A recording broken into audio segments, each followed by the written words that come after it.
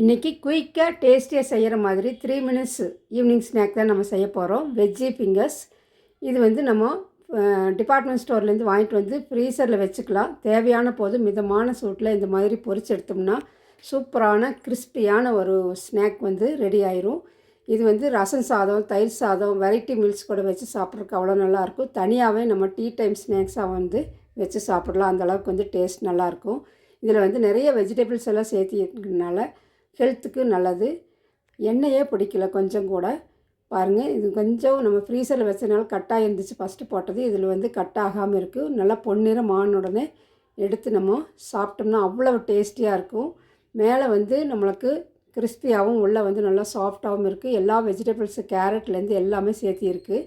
குழந்தைகளுக்கு ரொம்ப நல்லது, ஹெல்த்தியானது. இது கூட சாஸ் வச்சு சாப்பிட்டு பார்த்தா அவ்வளோ அருமையாக இருந்துச்சு. நீங்களும் ட்ரை பண்ணி பாருங்கள். தேங்க்யூ.